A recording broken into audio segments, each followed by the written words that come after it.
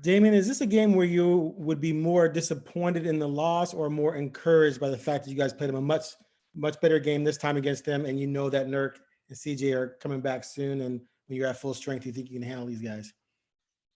I mean, we can handle them. I think we more than capable of beating them. The first game, we just played a terrible game. We played on their home floor.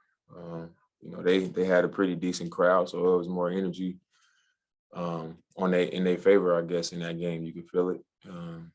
Like a typical NBA game before the pandemic.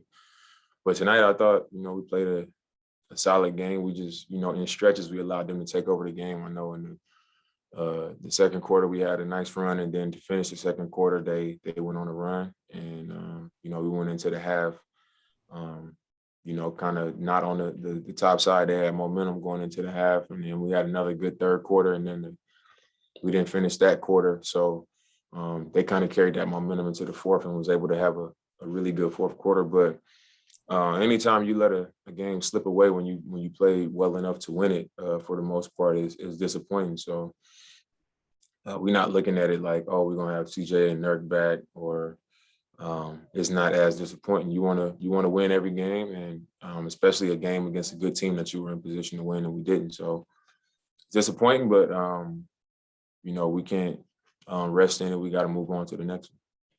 Thanks. Jamie Hudson, NBC Sports Northwest. Dame, they're obviously a really good offensive team, but what are the challenges in defending a team like the Suns, especially in transition? They got a lot of weapons. They got a lot of guys that are capable. And, you look around, you got CP out there who's running the show. He's just constantly trying to manipulate and pick and find a way to take advantage of the opposing team.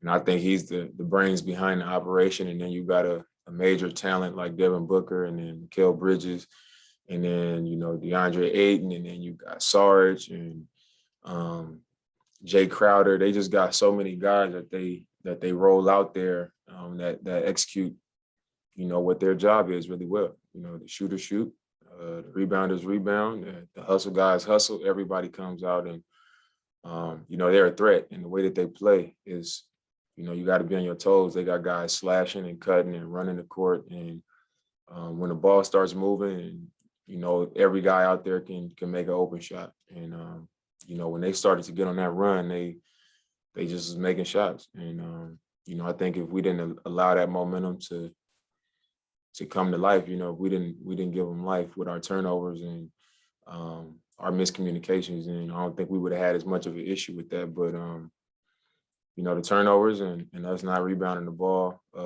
in certain spots allowed them to, start feeling themselves, and they started talking more, and they just picked it up. And, we wasn't able to overcome that. Jason Quick, The Athletic. Hey, Dame, can you describe what your guys' film sessions are like? Our film sessions? Yeah. What are they, What?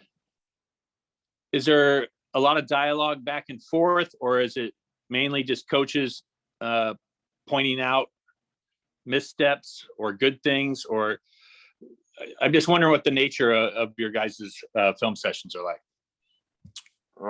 It's never the same.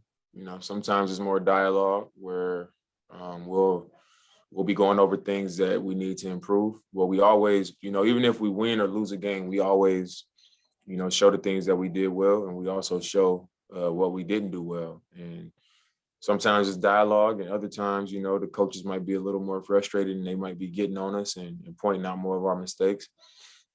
But typically it's like, what we did well offensively, what we need to improve offensively, what we did well defensively, what we need to improve on defensively, and how we ended up in those positions where we struggled defensively, and why things happened. And, we were forcing this guy left, and you let him get right. We were keeping the ball on the side, and you let it get middle. And when you did that, somebody had to help from the weak side. The big had to step up and help, and his man gets a rebound, and, the weak side didn't crack back or, come in and help when the big helped, So it's like that. We kind of address like what the root of our problems are in certain situations, and then we'll show we did do our jobs, what it looked like. And then usually at that part of the game, we'll say, when we did this, we were plus whatever, we did this for a longer period of time, then it would have been this many points per possession or whatever, we'll kind of discuss it that way.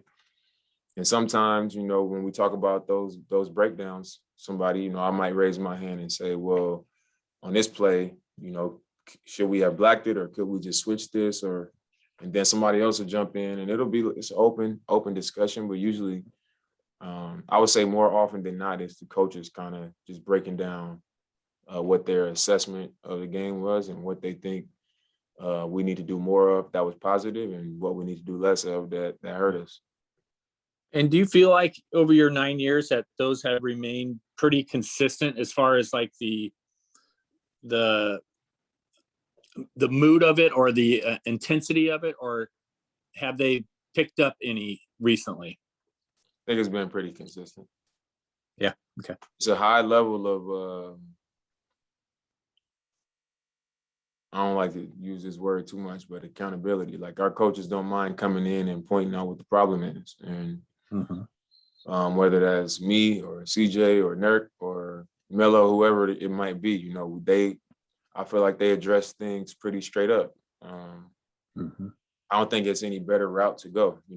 I think our film sessions are pretty productive, and we usually take it from film, and when we get on the practice court, we kind of we drill those things, like being at the nail, if that's what we're talking about, or the MIG and safety, and where the help is coming from and where we double from, and then what the weak side is supposed to be doing. So we don't just talk about it and then they expect us to execute it. Our practice plan is usually based on that. So we can go out there and kind of tighten those things up or sharpen those things up.